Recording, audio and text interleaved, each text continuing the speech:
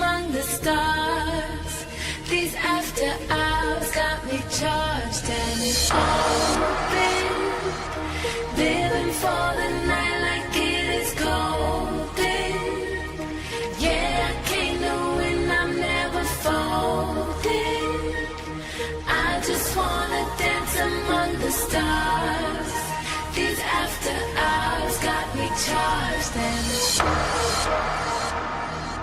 I just wanna dance among the stars. I just wanna dance among the stars. I just wanna dance among the stars. These after hours got me charged.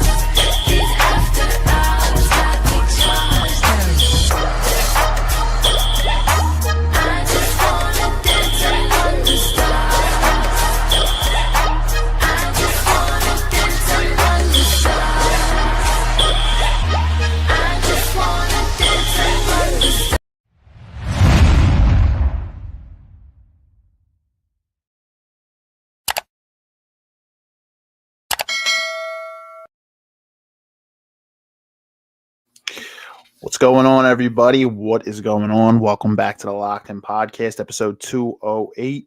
We're back in the building. After Hours, part 7, seventh part of this series. Want to welcome back in the guests who are here first. What's up, Rich? Welcome back, brother. Thanks for joining. Rob, my brother, thanks for joining as well. What's up, boys? And then Kandyce, thank you for joining as well. I appreciate you. Hey, yes. So I'm trying to, Leyla should be in here too. So I don't want to, you're not the only girl in here. So at least we'll have, a couple of y'all in here. There were a couple of other ladies that were going to join. But the one girl, Nicole, she went through like a lot of stuff over like the last 24 hours. So she's not going to be in here, but hey, this will be a good discussion. Marius is going to be in here shortly too. My God. Speaking somebody's actually in here now. Let me scroll down. There's Mario. And then my boy Zach is going to come in too. Mario, what's up, brother? Yeah, what's up, bro? Hey, guys. How's everybody doing? What's going on? Good. Hey. What's up, brother? Got the squad. My bad for coming in a little late. I was having some connection. It wasn't connecting to StreamYard for whatever reason. I just got in a few seconds ago. All right, cool. Yeah, I was doing Streamlabs for a little bit, but it was like being real selective of how many people could be in. So if it's a big episode, it was a little cheaper than StreamYard, but I'm just like, StreamYard's a better platform, it just looks like. So I went back to here, but appreciate all you being able to join in. Hopefully get Leyla and Zach in here shortly as well. So tonight's topic, guys, if you didn't see any of the promo, we're going to talk about what does a healthy relationship look like to each of us, in terms of physically, mentally, emotionally, spiritually, all that.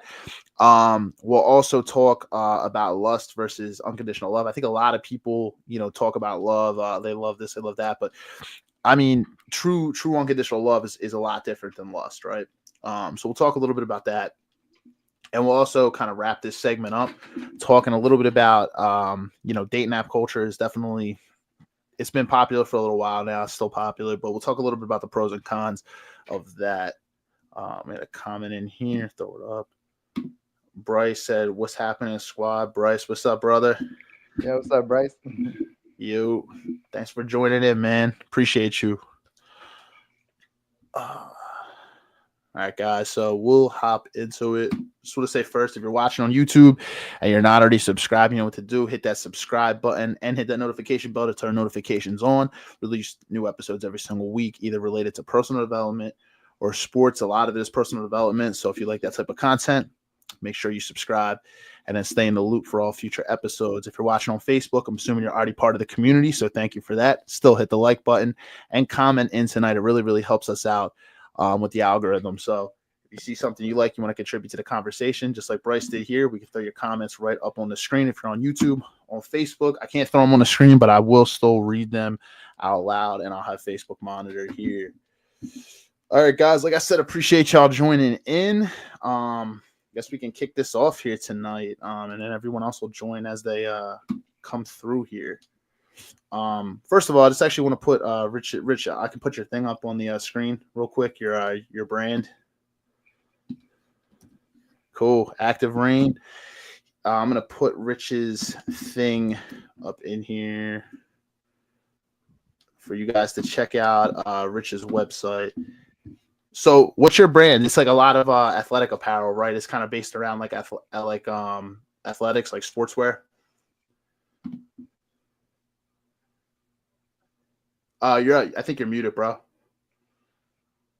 My fault, bro. So it's faith-based, motivational activewear. So, anything that you're looking for is very customizable type of brand.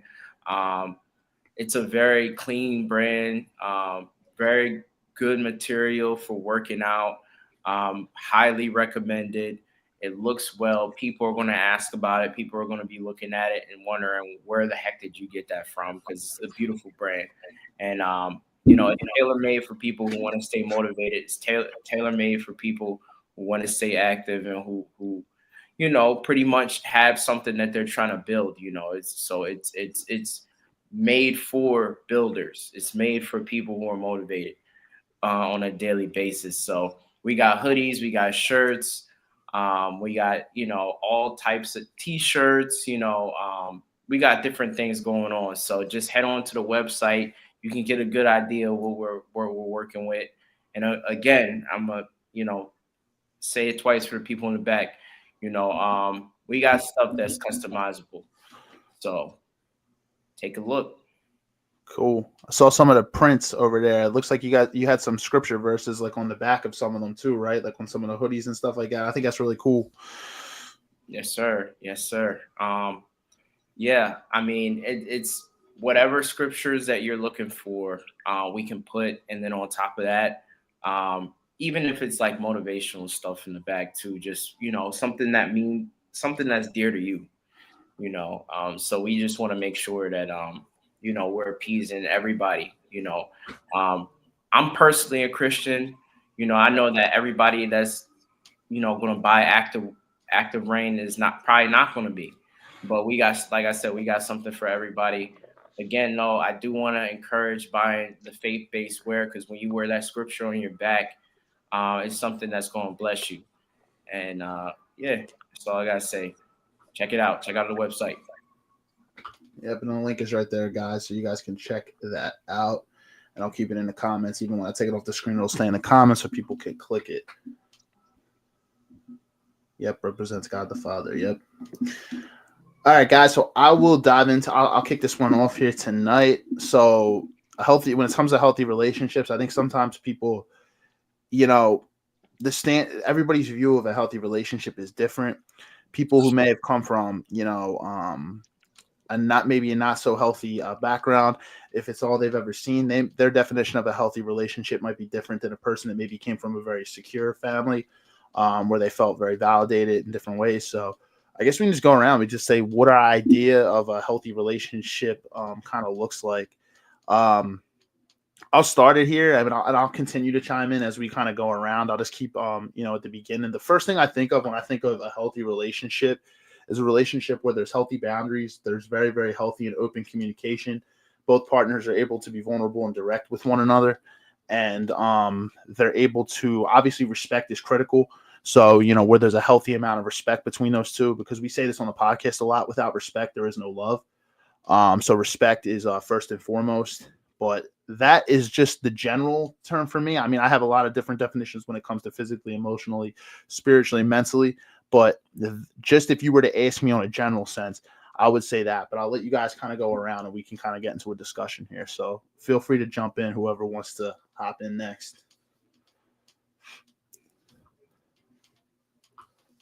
Yeah, I think if we're going around in a circle, I think I'm next. Okay. So, I mean, in terms of what does a healthy relationship look like, right? So it looks like people who can talk, like you said, communication is key. Communication. You got to be able to trust somebody in order to communicate accurately and in a timely manner. You got to definitely have respect. Respect is essential. Because if you don't have respect, there's a lot of things that happen, right? Negatively when we don't have respect in a relationship. So definitely communication, trust, and respect are the big ones for me. And I'm going to just throw one on so that y'all hear something that you didn't just hear. That's going to be motivation. You got to be motivated to be in that relationship. You got to be motivated because there's going to be storms. There's going to be things that hit you. You know what I'm saying? There's going to be things that come through in life life is unpredictable. Point blank period. And if you don't have the motivation to work with that person, and you can have all the love, you can have all the trust, you can have all the respect in the world for that person. If you don't have the motivation to stick things in it through with that person, the relationship can still fail, unfortunately. And it's very sad. It's a lot of circumstances where this happens, but you got to stay motivated, thick and thin, storm, no storm. You got to be motivated enough to be with that person. How bad do you want it? Just like anything in life, how bad do you want that future with that person? Same concept. Mm-hmm. Resilience, man. Yeah. Me and some of the brothers on here were able to talk about that. A lot of times marriage nowadays, when somebody gets married, this is relationships, obviously, but I'm talking about, if you go like the full picture, marriage, maybe not everybody wants to get married, but long-term commitment. A lot of people are not, excuse my language, but all the fuck in. I think like that's what marriage kind of is. You're there, or long-term relationships. If you see somebody, you're going to be with somebody the rest of your life, a long-term relationship. It's kind of like an all-in type of scenario, and a lot of people don't, unfortunately, just don't have that. It's not that they don't have it, or maybe they just don't have those habits from how they were conditioned, growing up. But have that mindset nowadays of resilience, fighting for the relationship, fighting for the marriage, whatever it is. But agreed, man. You have to have that will to fight, that motivation to fight. Because it's not always going to be good. Yeah, I agree. For me, I think there are some key pillars to a healthy relationship. Mine is number one, like you said, respect. That is key for sure. I would say respect, compatibility, roles and responsibilities, direction, and then love and attraction. So those are really like the pillars I believe are the key to a healthy relationship. Just to dive deep into each one briefly, love and attraction. You got to be attracted to the person. I think that is key. A lot of people try to forego that, but I think attraction and desire is a human instinct that needs to be in a relationship. And they always say like attraction kind of covers all. Like when the person get on your nerves, but you attracted to them, but kind of covers it over. So I think that's key. They don't gotta be the most attractive. They gotta be attractive to you. That's how I believe it. I think they have to be attracted to you. Don't worry about what everybody else thinks. A lot of people worried about, oh, does my girl look good to this person? Like, or does my guy look good to other women? No. Are you attracted to? Are they attracted to you? That's all that matters. So love and attraction, respect, boundaries, roles and responsibilities. That's another one. The reason I say that because coming together as a relationship, you're building is kind of like the seed of a family and structure. So when you have a family, there's some structure to it. So if you don't know your roles and responsibilities, you got two heads going different directions.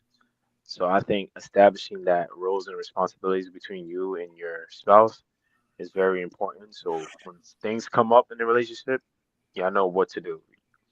The man he knows what to do. The woman knows what she has to do when things come up um, in the family or when things pop up, like certain events happen. When people know their roles and responsibilities, everybody knows what to do. There's no confusion. So, and then I also put compatibility and direction because compatibility is very important because yes, you can be attracted to somebody, but I think compatibility is what really is gonna make the relationship last the long haul. Like if you believe in not eating meat and then your spouse believes in eating meat, y'all gonna have a lot of, friction, like Right. throughout, especially if you're trying to do life together. Like how are you gonna do that? Like you like meat, she don't like meat. Like y'all gonna have a lot of friction. Exactly. Or like Rich was saying, you believe in God, she don't believe in God. It's gonna be a lot of friction in a relationship. I know for me, like I'm big on health and fitness, so it's like if I'm in that, I'm focused on that, then my woman's not. We don't have issues, so that's Yep. why I think compatibility and direction is definitely important. And it all comes down to an agreement.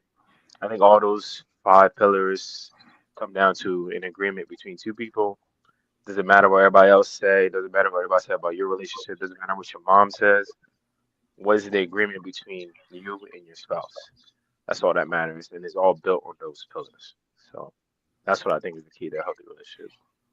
I agree with all your points, man. Very well said. Those pillars all matter. Like, but it's like you said, and at the end there, the point you just made doesn't matter what anybody else thinks. At the end of the day, I think a lot of people tend to forget this or separate this. Like, yeah, your family's important, and it doesn't mean you love them any less. But at the end of the day, when you marry someone or you get into a long-term relationship with someone, that becomes your most important person. At the end of the day, it doesn't mean you don't love your mom. Don't mean you don't love your dad. But that's going to be the person that you're going to cohabitate with. It's going to be the person that you're going to live with. And if you want children, that's going to be the person that's either the mother or father of your children.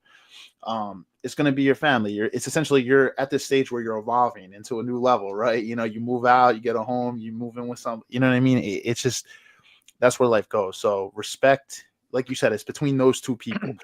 Respect for that person is paramount. If like you have someone else, friends or family that are saying something about your partner and say like they don't stick up for them, you know what I mean? They don't, you know what I mean? That's, or your opinion is swayed by someone else, a friend or family member. It's like, essentially they have to look at it as, hey, I'm disrespecting my partner. That people don't look at it that way though. But yeah, your pillars are spot on, man. Compatibility for the long term, for sure. You can be attracted to someone physically, right? Sexually attracted to somebody, and y'all might have really, really good sex and everything like that. And that's great. Right. But there's deeper, that's very important. Like, don't get that wrong. Attraction, like you said, a lot of people kind of forego that. They don't want to talk about attraction is important, 100%. You have to be attracted to the person. But there's a lot more that goes into a long-term, healthy, loving relationship than that. Compatibility for sure. There can be some things that you and your partner, y'all like doing things separately or something, right? Like, and that's fine. But there are some things, like Rich said, with like faith, right? That's a big thing. Like if you believe in God and the other person doesn't, I think that's going to be a big thing that's going to jive. Like you said, they go into the eating meat thing. That's a big belief for a lot of people. So that could be something that for sure down the road, okay, they can mask it now, but down the road, that's going to cause some problems. So there's small. I love meat, man. I can't. No way. No way. So Rob, you gotta get that protein in. Right. Exactly. So like it's those are big. Those are big differences. There's small differences for sure. Right. You're definitely not going to be 100%. You and your partner are going to like every single thing. But yeah. and the direction for sure in terms of the roles. I agree with that. I think you discussed like, hey, these are things that I'll take care of, things that you take care of, and when crisis happens, y'all both know where to work. I think there's obviously spots too in the middle where like, hey, if this person's lacking in this, hey, this person, hey, I can pick up this, or if like or like my girl is, or if I'm lacking in this, hey, she can pick up here. But then I think there's other sides which are like non-negotiables, right? Like that we handle on both sides. I agree with that, man. Very well said. Yep. Appreciate it. I agree with everybody. Some really good stuff to that you guys put out there. For me, I think patience. A lot of people don't have patience. Some people are looking for temporary relationships or love, and people don't want to fight. I know that was mentioned earlier. So patience is big to me. Boundaries, communication, agreement. I know when you don't have communication, it goes nowhere and it could just get worse. And I always look at, like, this might be weird, but I feel like a guy that doesn't respect their mother is not going to respect a woman. I don't know why I put that together. I think I've heard of it a long time ago, and I've seen men that weren't respectful to their mothers and seen how they treated women in general. So I think it goes hand in hand when it comes to that. Another thing that I like is leveling up. I feel like when you're in a relationship, you should be progressing as far as, like, certain goals, whether it's purchasing a house or, supporting one person that's in school to get a degree, or to buy something, or which same thing as a house, but you get what I'm saying. Leveling up is important. You don't want to be with someone who's you're still at the same place and it's not going anywhere. So that, to me, leveling up, growth is very important in a healthy relationship. Another thing is to keeping people out of your business. It's not for people to tell you their opinions, or it's okay to get advice, right? But, like, not for people to sway you or make you not want to be with somebody because of this or that, like you talked about. If they look good to everyone else, like, no, it's whatever looks. If they look good to you, you're attracted to them, and that's that. Or if people feel like when you guys argue, oh, you shouldn't be with this person because they're constantly doing this or that. Stop sharing business. Like, I feel like in relationships, whatever happens in the home stays in the home, and you guys work it out and not share that. Another thing is act of kindness, or like love languages. I think that's important too, because some people are like, what's it called? It's not abuse, but more like neglected. And they don't have the love that they need because the other person is not giving that love, whether it be an act of kindness, of showing that they care, or doing little things, or just love languages. I think that needs to be communicated so nobody's left out and nobody's like suffocating for attention. And then just teamwork and team building. Again, that goes with like agreement, and whoever can cover this, who could take care of this, who's strong in this area, where's room for improvement in this area. I think that all comes into a healthy relationship from my end. Yeah, Candace. Yeah, The Candace. five love languages. Yeah, Yeah. it's really important. I think I learned this, like, now that I'm older, in my 30s, and just like experiences from certain people. um you just I think when you get older, you know what you want out of a relationship, you know what you want from a person, and you know what you can put in, or bring to the table. And so when you get to that point, you won't settle for anything. And my dad tells me this all the time, like, if they're not right with Christ, it's not going to work out. And I'm a Christian. So whether people are Muslim, Jewish, whatever the case may be, I love everybody. But my religion is that, like, we both have to serve God. And I've been in relationships. I wouldn't say a lot. I only had two relationships my whole life. And both people were not like, they knew about God. Their parents or their grandparents took them to church, but they really weren't consistent. And I'm not gonna say I'm 100% consistent. I'm getting better, but it didn't work out because we didn't know how to communicate, or we didn't know how to pray together, or to figure things out the way God wants us to figure it out. So that's how I look at it. I don't know. Some good points.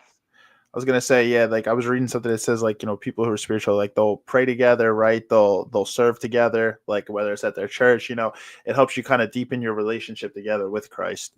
When you as like husband and wife or like, boyfriend, girlfriend, whatever, do those things together. Right. I was gonna say too, the love languages there. We'll get to Mary. I'll let you hop in a second for your point. The 5 love languages? I think they are gift giving, quality time, acts of service, physical touch, and I'm missing one here. That's how Rich got the book. So I'm like, yeah, go ahead, Rich, get the book. Words of affirmation. I think. Did I hear that? Did you say that one? I think he said No, everything. that was the one I missed. Words of affirmation. Oh, okay. So I would say for me, I mean, we could go around and say, I mean, for me, I think my biggest one is quality time for sure. I would say for me, one of my least is probably,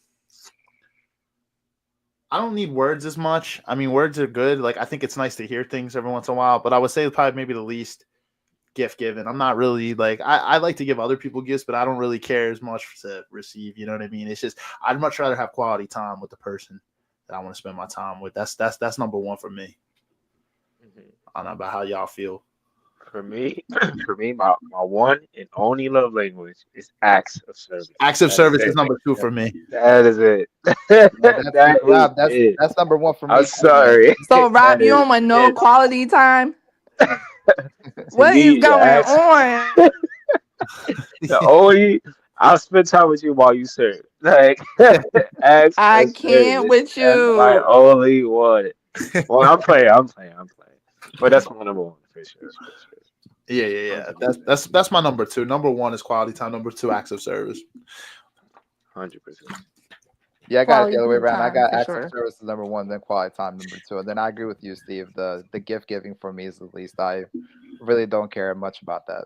Yeah, acts of service is good because I think what it does, it could be something small, like say like my girl cooks me something, it's like, hey, take this, work with you. That it could be something small. It doesn't have to be anything crazy, but it's just like the little things. It kind of shows like you put the time and the effort, right? Versus gift giving, you can just buy something for somebody. You know what I mean? I'm not saying resources, aren't expendable. Like it's still, I guess, shows you value, but for gifts for me just aren't. That's not mine. For sure. For some people, that is. For some people, that's their number 1, Yeah. Not me. That's usually women's, right? Right, Candyce? Wait, say it again. What is it? What's it Gift called? giving. Gift Yeah. giving? That's usually Oh women's. yeah, we want the gifts, baby. Oh yeah. Like, you know what's crazy for me to be a woman? I do like getting gifts, but it's not a big deal to me. I love to, if I love someone, I want to make you happy. I want to get you things, whatever you want. Like, that's the type of person I am. Yep, us men appreciate that too. Like that's the thing. Like a man, you're like that's the thing. Like it's a lot of times always looked at as the man does, like gets his like will pay for different things for his woman, but men do appreciate that. I will say that. That's like it's like the little things, right? We'll appreciate that if a woman. Like if I see a nice outfit, nice watch, nice sneakers or shoes, like I'm like, oh yeah, gotta get this. Yeah. It is the thought too. Like if it's something we've been talking about maybe for a minute, like hey, it's just like the thought, I will say for me, like if I'm with someone and we both got like money or something like that, and they give me like a gift, like a supercar or something like that, like I'm taking that. I don't care. I know I'm gonna take you out. I'm gonna take you out after that. It's gonna make up. It's gonna add up to the amount of the supercar anyway. You're reaching for the stars, huh, Brody? So many dates after you even got me this. We going everywhere in this, so I know it's gonna be some memories attached to that. So that's legit. But no, most seriously though, quality time is the most important to me. And the least important, I don't need a supercar. I'll get my own. The least important is gift giving. It would be nice, but the least important is gift giving. I would say words of affirmation at least. I don't give a damn. It's kind of like don't tell me, show me. Why? Right. Why is that? Because you got confidence? I mean, I feel like I went my whole life without it. I don't need it. So. Oh wow, that's tough. Yeah.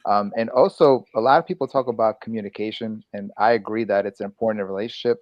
But what a lot of people fail to realize is the second part that deals in with that, which is comprehension.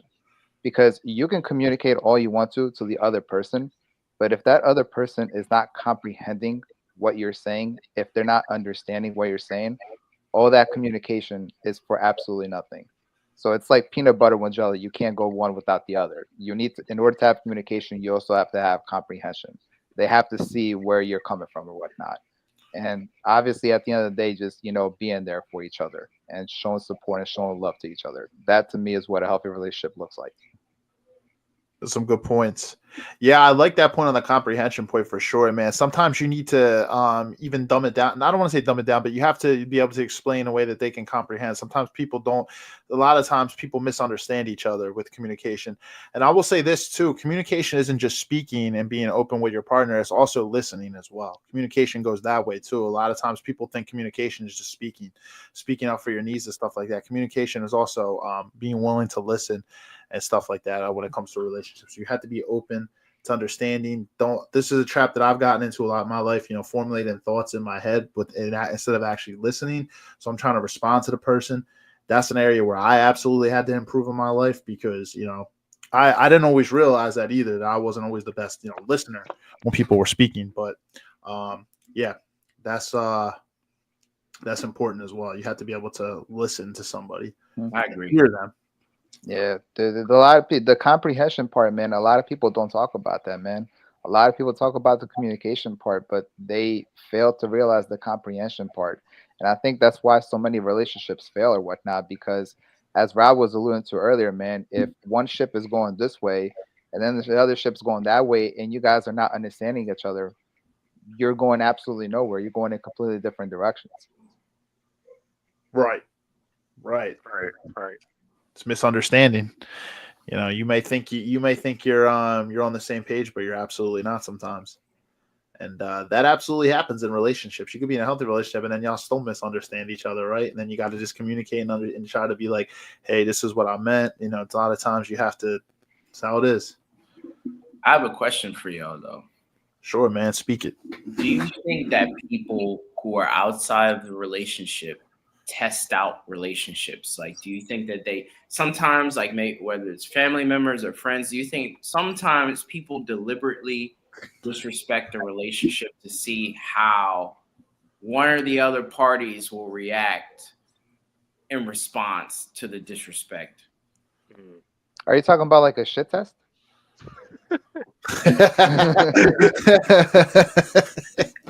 I mean, like, that can happen at any time, man. I'm talking about, like, maybe it's a mom or dad questioning the relationship or the legitimacy of it. Maybe it's a cousin, a sister, a brother, whoever, who says something, maybe it's kind of semi-disrespectful. Maybe they're the first ones to mention an ex. Maybe they're the first ones to say something, to kind of try and disrespect the relationship itself. And undermine the relationship itself.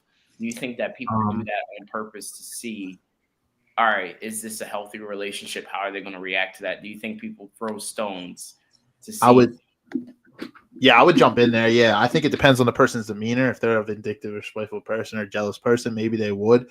I would say this though, if that does happen, that's up to the person whose family members that is to check them.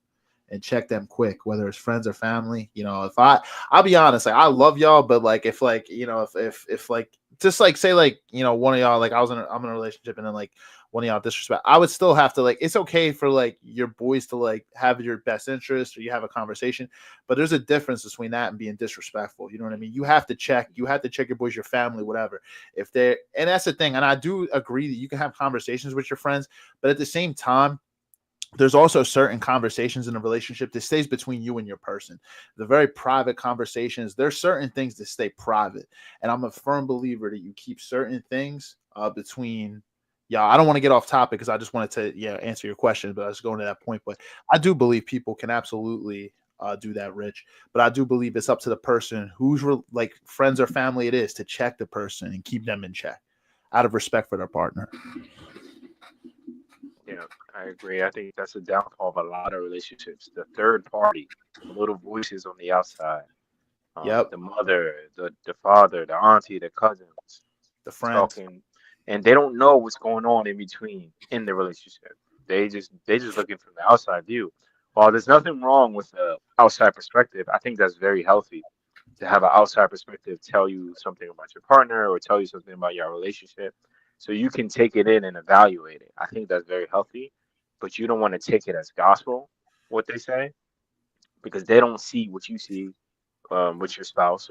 So definitely, it's okay to take their input, but don't take it as gospel. Just try to take the parts that you think make sense and throw out the parts that don't make sense. And like Steve was saying, keep everybody out because it's really only an agreement between you and your spouse. So Yep. I don't think outside voices destroy a lot of relationships when they don't see what's going on between you guys. Yeah, I Yep. don't want people knowing our outside like our business. I prefer to keep that like private. Like if I hear like other family members, saying some things or whatnot, that's going to be a problem moving forward because what else is it that they know about? And also, I think there's like a difference between maybe offering like a constructive critique in a respectful manner versus just flat out like outright disrespect. Like if that happens, I would probably have to check that and have like a conversation on the side and be like, yo, this isn't cool and it's not going to happen again moving forward. I agree with that. Set those boundaries. I also want to say this. This is a point I want to bring up too. Understand what type of energy that person's in that you're getting the advice from.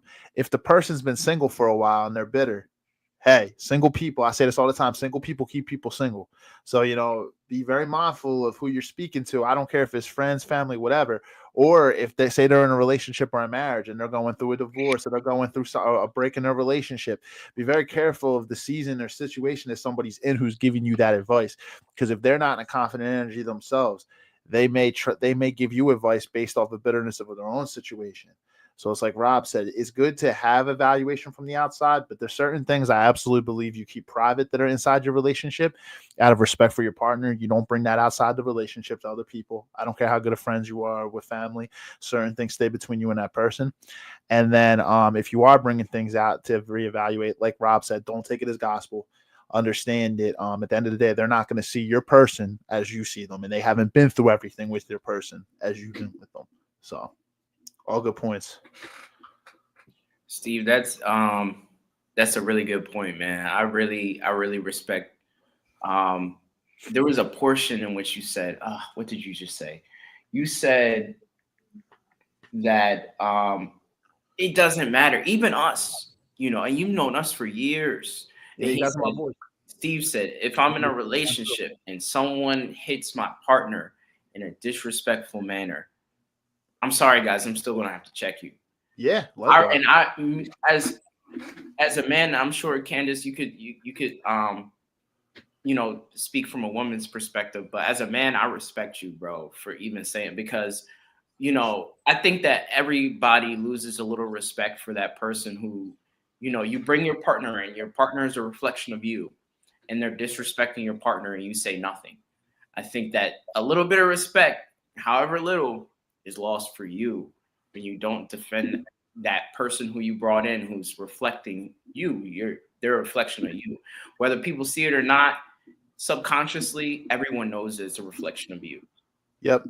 And this goes for all relationships. I stand up for the people in my life. Say you're with a partner who's disrespecting your mom. Hey, you step in and you set boundaries. That's the thing. When you hold back and you don't step in and stand up for what's right or stand up for, those people closest to you. I mean, what are we really doing here? It goes for friendships too. Say like you're with somebody and they're a very judgmental person, right? Or something. I'm not saying that nobody can say things bad about somebody, but how somebody speaks about somebody, like if they come off as disrespectful, you see what I'm saying? There's a difference.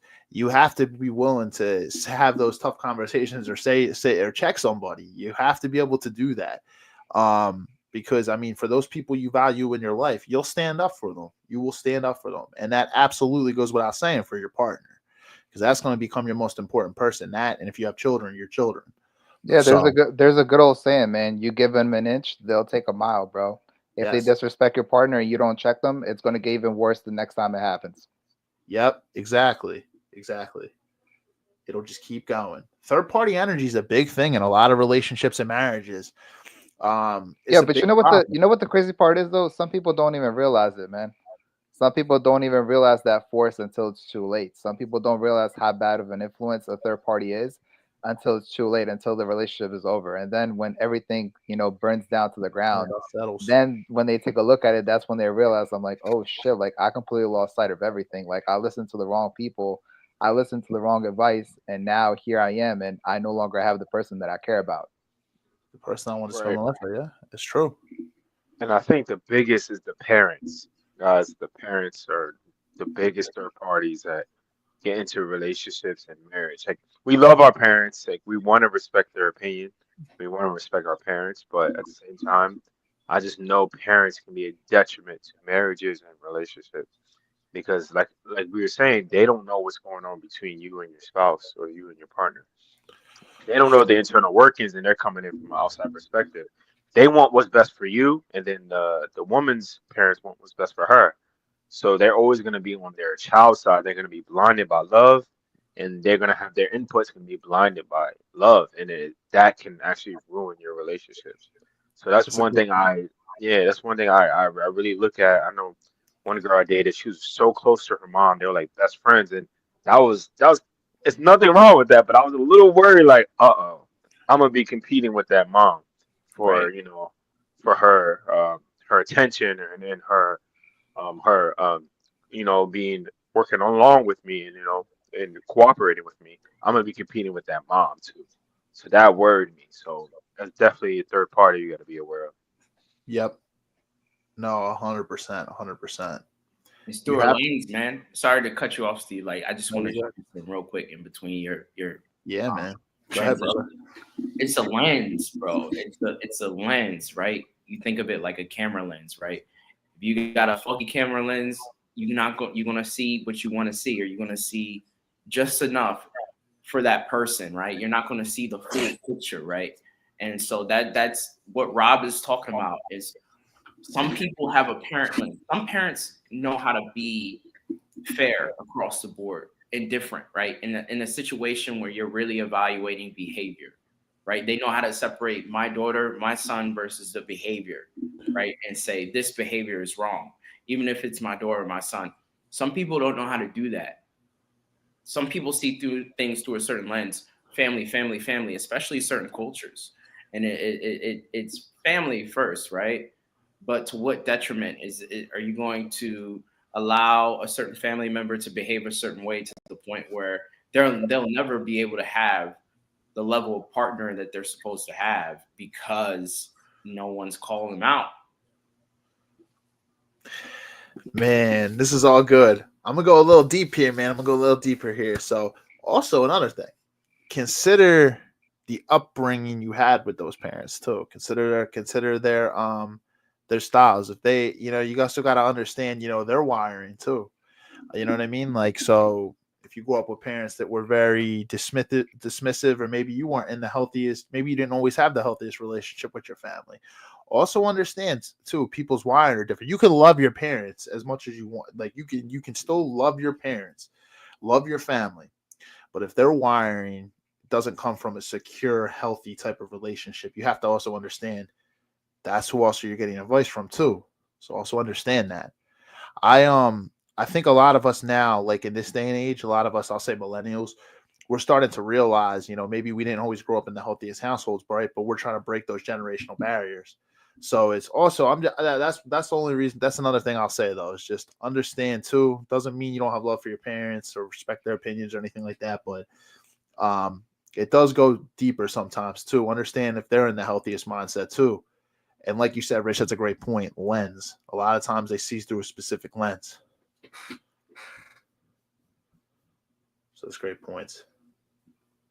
Yeah, man, I appreciate that, man. Lenses are everything, man. They're interchangeable, Yep. And I'm not saying as a parent to be overly critical of your child in a situation where they're in a difficult situation with a spouse or whoever. I'm not sitting here saying parents don't be super hard on your children when they're wrong. No, it's you can still redirect things out of love. And I think a lot of parents are so busy trying to cater to emotions and cater to they don't want their relationship with their child damaged, that they won't even call them out when something is wrong. And you can call somebody out of love. You've done it to me. We've all done it in this room. We've all called each other out of love in some way, shape, or form. It was small stuff or big stuff, and people have to realize, like, people don't really love you unless they call you out of love. They say, yo, dude, like you're kind of BS. Like, let's be real about this. Like, that's one you know thing. what I mean? Come on. You got to be real, and being real with someone is a form of love. It's not, some people think seeing things through a certain lens and treating someone, oh, I always got your back. Oh, I'm always, and if I say something that doesn't agree with you, then that means I don't really have that person's back. See that, we've both been there, man. Where we've had to call each other out. Me and Marius, same thing, man. We've been there. You know what I mean? We that's what we do. We have to keep each other in check. That's one thing I always say to my love and respect about my mom. If I'm in a relationship, I did something wrong, my mom's gonna tell me you effed up. My mom is gonna call me out on it, and she's like, doesn't mean she don't love me. That actually does. That means she loves me even more. She's gonna call me out on it. Like, she ain't gonna hold back. You know what I mean? And I respect that about her. She's like, you know what I mean? She's gonna hold me accountable. Same thing with my dad too. So, I know my mom though. Like, she's not afraid to speak her mind. She's gonna say, what needs to be said. So, hey, Mary said your mom's the best. So, yeah, man, I got you, brother. But yeah, no, it's true though. If we're not really holding each other accountable, what are we really doing? You know what I mean? It's like, there's some people I hold accountable to, and they don't like it. They get mad, but you know what? You will respect it. You will respect it. I think Marius knows what I'm talking about. Do I? Of course I do. Yeah. Hey, man, I like what I tell you, but you will respect me. I'll tell you that. You're gonna respect me for it. I'm doing it for your well-being. Like, I'm doing it for the right reasons. I'm not doing it to put you down. I'm doing it to, hold you in check. Yeah, just to go back to Rich's point real quick, man, about the parent stuff, bro. Dude, sometimes parents just don't want to parent, man. They just want to be a friend to their child, bro. They don't actually want to they don't want to set that boundary with them. They don't want to discipline them because they don't want to hurt their feelings. They just want to sit there and they want to coddle them, and they just want to be their best friends. And that's literally the worst thing that you can do, because you're not preparing them for real life. You're not showing them what's really, really out there. Yep. I respect the hell out of a parent that can be essentially the bad cop, right? They call themselves the bad cop. It don't matter. You have to, though. You have to be able to discipline your child, and you do it for their well-being. You know what I mean? You can still love, and you show love and appreciation when your child does something good, but you know what? You don't reward bad behavior. You have to be able to discipline. That comes from when they're a child. But then, if you, like you said, Marius, the best friend mentality, that starts in childhood. When you're not like disciplining your child, right, when they're younger, then that can lead up to being a grown ass adult. And then guess what? You'd rather be a friend than an accountable parent, right? To hold your child in check. That's where that starts. It starts in childhood, and then that kind of grows to when they're older. Yeah, but when you do that, you're not doing them any favors, because it goes back to what we talked about. When that individual gets into a relationship or whatnot, they're not going to know how to set those boundaries. They're not going to know how to have those conversations because they've been coddled their whole life. And that's why dating nowadays is such a shit show or whatnot. So many people have had such a bad upbringing or whatnot. They don't know what a real relationship looks like or whatnot because they've never seen it. Maybe the mother and the father were not there. Maybe they grew up in a single mother household or whatnot. Maybe they grew up in a single father house or whatnot. So they never got to see their parents, showing love to each other or whatnot. They never got to see their parents discipline them or whatnot. So now when they come into the real world, they don't know what to expect because they've never seen it. Yeah, I'm not going to lie. Like, growing up, I'll be completely transparent with you. I struggled to set boundaries, especially in personal life. Not so much career, but definitely personal life for sure. The more connection I have with people, I struggle to set those boundaries. It's something I'm rewiring currently in my life right now. You know what I mean? It's if you it starts young, and then, you know what I mean, it festers. Like, for me, it's more of a struggle for people that I have a personal connection with. If it's business connections, I could set those boundaries, no problem.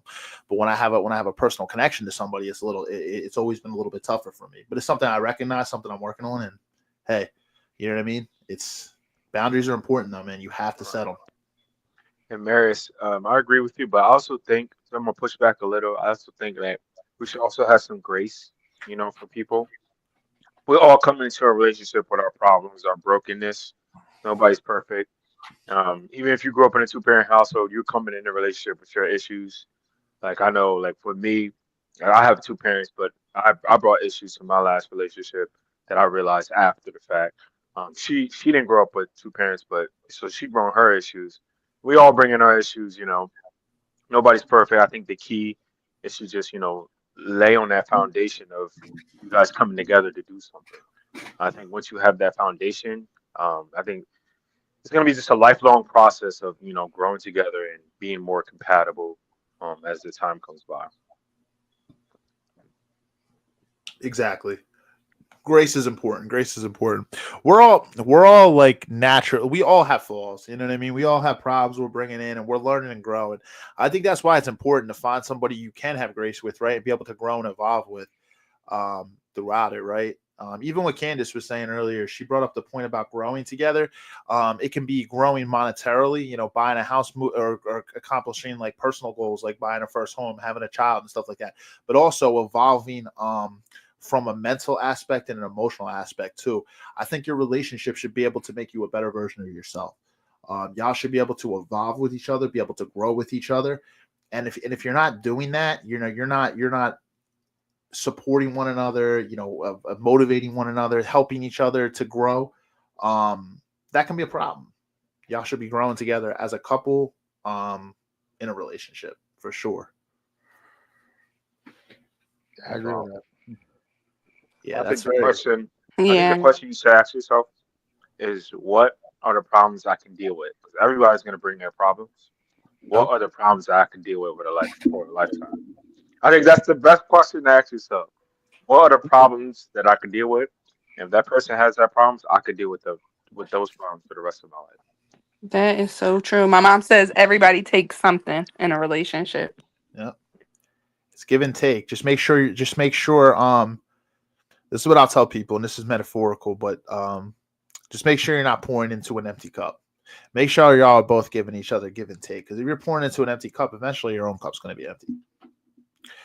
And if you can't fill your own cup, and essentially what I mean by that is if you can't take care of your own mental health, you can't take care of your own stuff, you're not accomplishing your own goals. What happens is if you're not showing up as your best self. So how can you possibly give to somebody else? Um, if you're not giving filling your own energy, you're not showing up as your best self. So I that's feel it. it. That's deep. That's deep. I feel like if I'm going through something, whether it just be life in general and a lot of things going on, I feel like I can't give my all to someone. Right. And it's just because there's going to be times this is natural. I think there's always going to be seasons in a relationship or a marriage where one person is going through a tough season where the other partner has to come in to help balance the relationship. But just all I would tell people is just make sure that person will do the same for you when you're going through a tough season too. You know what I mean? Make sure that there's give and take. That's very, very important. Because if you're able to do that for somebody, but they wouldn't do that same thing for you, say they're Hmm. Yep. yeah, you have to be filling each other's cups. Steve, have you ever had a bad relationship? Yeah, no, I have because I have relationships that I'm not in anymore. But I was when I was I, wa- I before my most recent relationship, I wasn't in a relationship for a while since my early 20s, and You were? yeah, and honestly, I was very immature at the time, and when I was with that person, she had mental health issues and stuff. I wasn't too privy to mental health stuff back then because it was a long, over a decade ago. And there were a lot of flaws that I had in the relationship too. I definitely didn't react the best or haven't have a lot of patience in the relationship. I was immature. I was young. You know what I mean? A lot of stupid mistakes. I'll tell you this though, that relationship made me very, I would say, open to understanding mental health afterwards. Mm. Because she dealt with a lot of trauma and stuff. I'm very proud of where she's come today. She's married. And her husband, he's a good dude, this guy Nick, who I know. But that was years later. Obviously, at that point, the relationship had been over for so long, completely now were cool, everything like that, everything blew over. But she was in a bad space back then, and also I was how I handled a lot of things was, very immature. But that's the point of relationships, though, right? You grow, you evolve, you learn lessons, But yeah, I had a couple bad relationships, back when I was younger, for sure. Steve, you're still young. I just said younger. You see, that's what I said. The key is younger. I still feel young. Hey, I'm just hitting my prime. Yo, Steve, can you believe we're all in our 30s now, bro? Crazy. I know. Even Rich was the baby of this group, and Rob actually. They're both baby of the group. They go 30 now too. Yeah, and I'm the old head in the group.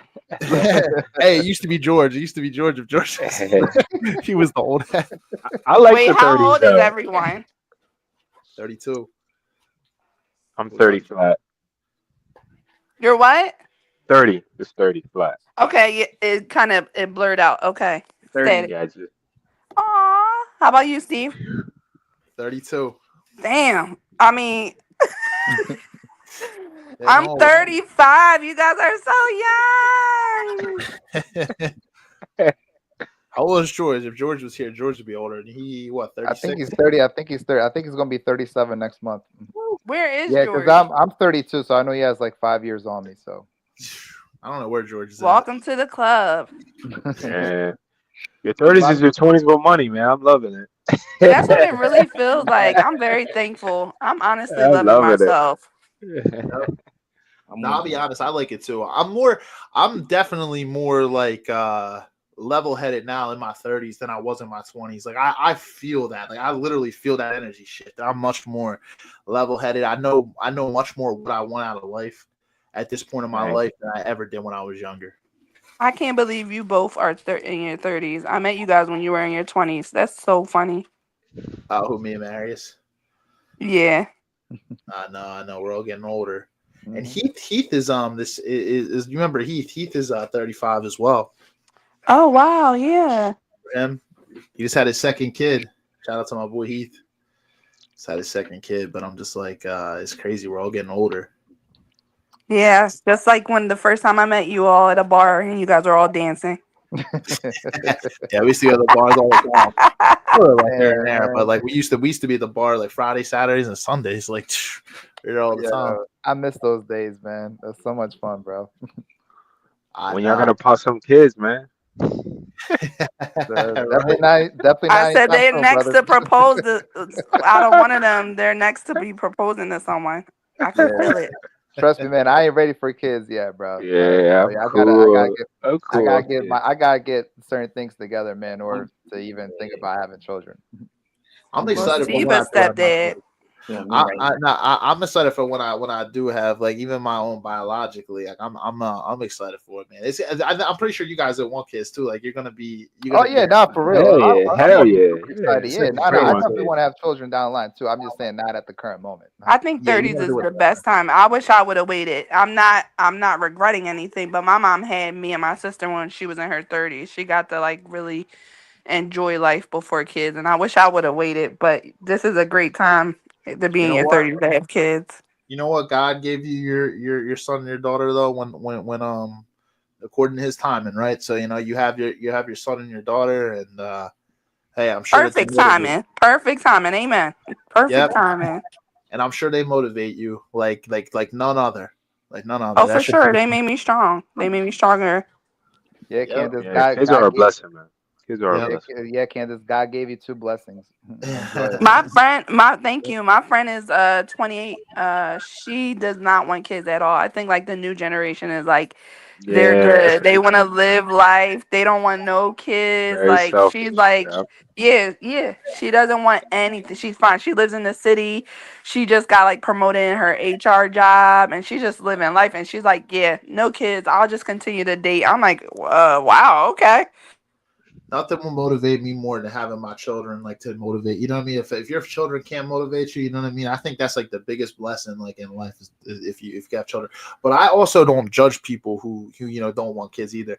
It's just like I agree with you, Kandyce. I think it's the new generation. A lot of people. I will say this: if people are selfish, it's better that they don't have kids. You know what I mean? It's good for them to have that conversation. They want to continue to, hey, they want to fly across the world and do all these things, and like there's going to be a period when you have kids that you might not be able to do everything you want to do. You're going to put your kids first a lot of times. Yeah. And that's the thing. Some It's people over. I know, they're like, hey, me and my girl are selfish. We just understand, like, we know like that we like to do what we like to do. And they just don't want to put a child first and everything like that. So I mean, hey, I guess it's Times change though. Like everything costs so much money, and bringing kids in the world is a lot of money and time. Expensive, Like, and then yeah. if you have a passion, a hobby, sometimes you got to put that stuff on hold because you're not living for yourself anymore. You're living for them, and Yeah, Right, people don't understand it. you got two other humans to worry about. Yeah. right, Me and my right. sister, we love our children, but we're like, dang, if we knew what we know now, oh my gosh. But we're ridiculous. thankful. It's a blessing. This is what happened, but whoo, God bless Devin, because how many kids your sister got now? she got 4 kids. Ooh, Wow. God bless Jeez, her. Four that's not kids. that's Yeah, not she has common a nowadays. 13, 9, Yep. 2 and 1 years old. Wow. God bless her and her Wow. husband. Yeah, man. Yeah. Well, he's a plumber now. So Okay. it was pretty tough for them, like financially. Not to put their business out there. Everybody goes through this. But Yeah. he's a plumber now and he's blessed and the finances are doing good. So that's a blessing. That's It good. just takes time and they just had to pray about it and just figure it out and God figured it out for them. So I'm so proud of them both. Yeah, Patient. Candace, tell them I said I wish them nothing but the best. I met your sister when we went down the boat a few years back, and she was a really, really cool person. Tell her I wish her nothing but the best. Sure, she loved hanging out with you guys. She always asks when are we doing it again. Yeah, likewise. Tell her I said the same. Yeah, she's a good person. Um, that's good. I mean, that's good. I'm glad that they're in a good season right now. Financially, that's it. Yeah. Now life gets tough sometimes, right? We go through trials and tribulations. That goes to show, right? They're still together through it all, right? Like it's a testament. Yeah, they met in high school. People who love and respect one Yeah, another. it was rough. Yeah. It was rough because they were young. They were young, and there's times that they both wanted to give up. You could just tell. Yeah. But they fought, and with 4 kids, I think they're going through the old fashioned way of like sticking. Hold up, guys. Nah, but that's a testament. That's real though. Resilience. You know what I mean? A lot of people nowadays, the first sign of trouble in a marriage or relationship, they're They dipping. gone. They're They're out. gone. Yeah. That's the problem. A lot of people don't want to stick it out. I'm sorry if I'm getting married to somebody, I'm sticking it out through everything besides betrayal. If somebody cheats, something like that, or if the other person isn't willing to meet me halfway in the ring. If you're not willing to meet me in the ring to fight for it, like I'm just saying metaphorically, but I'm saying like to meet me halfway to fight for the marriage and the relationship itself. I can only do that for so long until there's a point where I'm like you know what I mean? I've exhausted all my energy, but like I will fight till the end, for my marriage. Like it's just, that's why it's important. If you're gonna marry that person, understand that you're all in. You and you, Rob, were talking about this. Yeah, yeah. I agree 100%. Yeah, and I'm the same way. This is why I do a lot of the work up front because I know once I marry somebody, like I'm in, Yeah. Like you said, like I don't, divorce is not on the table for me. No. And mentally. So that's why I do all the work up front. So make sure I don't marry the person I don't want to be in with.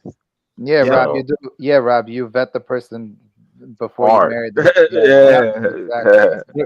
There's a book out there actually, and it makes you and your person actually be very vulnerable and honest with each other. It's called 9 Essential Conversations to before you say I do, and y'all are supposed to sit down and read that. And it's I've actually listened to the entire audiobook of it. It's a very big one, and it makes you face some real things. Like you have to sit down with your person, and you have to face these challenges and stuff like that. And then they say even some of the tougher conversations, they tell you if you are Christians, say go to meet with your pastor and like sit down and like or your mentors or pastors or whoever, and sit down and have them be there too. and be able to sit through it, and it's specifically if it's mentors, maybe somebody who's already been married for a while, people who have been in those positions, to sit down. Yeah, that's important. A lot of people don't do this homework though, this premarital homework, I call it. Bruh. You should do all your premarital homework before you get married. I was watching this YouTube video. I don't know if you heard of that. James Sexton, the divorce attorney. He was saying like it's so easy to get in a marriage, but it's like so hard to get out. But yet people jump into it like it's nothing. Is that what you threw in the group chat? Is that what you threw in the group chat? Yeah, I got like halfway through it. I gotta finish it. Yeah, he's a divorce attorney from New York, famous divorce attorney. He take it with a grain of salt. He's very against marriage, but like you can understand why all the divorces he's seen, all the hell he's seen. I can understand why he's so skeptical about it and like pessimistic about it because of all his experience. But like I think it's definitely a good opinion to hear, understand his perspective. Just to obviously you don't take it as gospel, but just understand his nuggets where they're coming from. And he was just saying like how it's so easy to get into marriage. Like you just sign the paper, boom, you're married. But getting out is such hell. So people Hell, should money, mentally, yeah, physically. it's such hell. Gov paperwork. I've seen it myself, like working Well, with okay. selling a house that with two divorced married people. Well, people that are getting divorced. It's hell. Like it's crazy. So like it's so easy to get in, but it's hell to get out. People should do all the work up front Facts. before getting in. So Facts. like they said, there should be more intensity on classes before you get married than all the intensity at divorce. Just like a driver's license or a gun Right. license, you got to do all that. Right. But you know what's crazy? To talk about what you said, I was just talking to somebody today, and they was talking about the real ID. They were saying that their mom was divorced for like 27, 30 years, but she needed the paperwork of the divorce stuff in order to get a real ID. Like, this might be a little bit off topic, but it's kind of not. But it's just like that is crazy that you need all that information still in order to do anything. It's crazy. That is that's why like hard to fathom. Do your homework, do your premarital homework, and that essentially when I say the premarital homework, it kind of goes like with vetting, right? It's like the same, you know what I mean? Is that essentially vet each other, make sure that Man, make sure you guys are compatible for one another. Yeah, live with each other for a few years. When tough times come around, see how how you guys react like that. And not a lot of people do. That right, yeah, I agree. Yeah, that's gonna test it out. That right there is gonna let you know if that person is for you or whatnot. Because anybody can put on the front when it's good, when the good times are around. Like it's always great when the good times are around, but the true test will be when the bad times come around, when that challenge comes around. How do you respond to that challenge? Right. Yeah, the tide is against you. Conflict resolution. When the tide is against you, whatever that may look like. Yeah, the tide is against you. That's when the true colors come out. I'm a believer in God, so God is going to throw you trials and tribulations. Every season is not going to be sunshine and rainbows. It's not going to be beautiful. You can absolutely guarantee that your marriage or long-term relationship, even if y'all don't get married, you can guarantee that you're going to go through storms. It is not going to be perfect. Yeah, to use Kandyce's sister as an example, man. I mean, her and her man have been together since high school, whatnot, man. I'm sure it wasn't easy or whatnot, but when the bad times and the tough times came through or whatnot, they probably both leaned in on each other. At the end of the day, they had each other, and that's what got them through or whatnot. And now, my man's a plumber. They have 4 kids, and their legacy is going to carry on. And that kind of shows the tried and trueness of it. Like it builds confidence in one another too. When you guys can lean on each other in tough times, that's going to make the relationship, the marriage even stronger too. Because y'all know when y'all have been through tough seasons before that y'all were able to lean on each other. And that's kind of like we were saying about like bringing other people outside the relationship too. It's like, it's all right to evaluate things, but don't take things as gospel because you should honestly be able to lean on your person. Y'all should be able to lean on each other in these tough times. Conflict resolution is a big thing. They talk about it in that book, actually. How people deal with conflict is very important too, because some people don't deal with conflict well at all. It can be really bad, like come from emotional, like shouting, screaming, disrespecting one another, like when it gets. So really you have to understand how your partner handles conflict too. That's very, very important. Right. That is important. That's a part of the respect aspect, and that's a part of setting the right environment, right, to be able to communicate, right? Some people aren't going to communicate; they feel they're going to be yelled at. You know what I'm saying? So there is an aspect of that. You gotta maintain that. You gotta do that, and yeah, no, I'm glad you mentioned that. Yep, 100%. This conversation has been good. I guess I'll go to like one of the subtopics here. And anybody can kind of jump in here. This is what's your kind of like, what do you believe like in terms of like, I think everybody, a lot of people these days, I'll actually frame this because I was saying lust versus love, but I'll say like love versus like unconditional love. Because I think a lot of people say, oh, they love this person, they love that person. But I think there's a big difference. There obviously is. There's a huge difference, in my opinion, between unconditional love and loving somebody. People can say they love someone, but unconditional love goes a lot deeper than that. What would you guys like say in your opinion, like, are like the differences between that? Or like you can even say lust versus love, because a lot of people might say they love someone, but really it's just lust. It's just kind of like the physical attraction side. So I'll say this. I personally don't believe there's anything um unconditional love is real. I think all human beings have conditions on their love. They can love deep, but I think to some extent there's always a condition on their love. Just like if you marry somebody and they cheat, most people leave. That's a condition. Yeah. I think the only unconditional love comes from God. Like I personally believe the only unconditional love comes from God. But I do believe love can be deep and love can fight through all battles. But I always believe there's still always a condition involved. Um, and like I said, I think the only unconditional love comes from God because we're human beings, we're flawed, and most people, you hit certain boundaries, they're probably not gonna love you anymore. So that's what I personally believe. But in reference to your question, Steve, love versus lust, I think with lust is just they really just you just attracted to the person, sexually desired person, and like that's kind of covering the red flags, the problems, because of your deep attraction to the person. But I think when all that fades away, um, all the problems come in. I think your commitment to that person, that's where love comes in. And all the attraction is gone, all the problems keep coming in. Your commitment to that person is where the love comes in. Like basically when they do you wrong and you still want what's best for them. When they hurt you and you still want what's best for them. I think that's what love. Like lust can't last that. When somebody do you wrong, you're not gonna lust after them anymore. You hate them. But Right. love is when they do you wrong, they do you dirty, and you still want what's best for them. That's where love starts. That's a good point. That's a good point. Because I think some people would even describe that maybe as unconditional love, but when you break it down the way you broke it down, that makes sense, right? Most people are not going to put up with someone who cheats on them. They go out and they sleep with someone else. They're not going to put up with that. So that's kind of a condition, right? You know what I mean?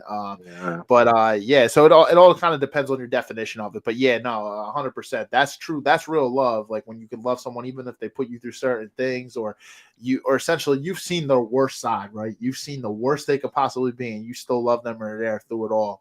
I consider that love. Yeah, lust 100%. I automatically resonate lust with like sexual attraction, right? You can be sexually attracted to someone and still love them, but there's a difference, right? It's like it's not just if you're covering red flags with sexual desire just because you're sexually there's tons of people in life that you can be sexually attracted to, but love it goes deeper than that. You're not going to love as many people as you were attracted to. Obviously, that would make no sense at all. But yeah, it goes a lot deeper than that. So I've seen that firsthand. There's a lot of people, like I'll say like a lot of guys I know that have like been with somebody maybe that they were only sexually attracted to. Oh And, yeah. that they're ignoring those red flags. That's most men. I know Like- they think with the little head, not the big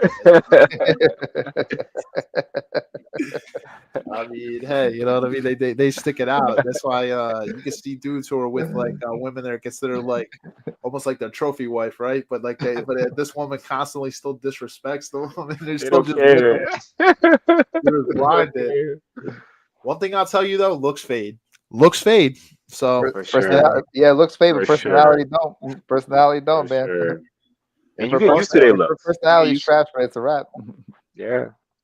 yeah, can Very you true. like and that's the thing I'll say for men out there, like, okay, you love a woman when she's attractive with makeup on, dialed up. You're gonna be able to wake up next to your woman every single day, you know, without her makeup on and stuff like that. You still gonna be attracted to her, or is it gonna be, you know, or is it just lust? You know, you only like her when she looks a certain way.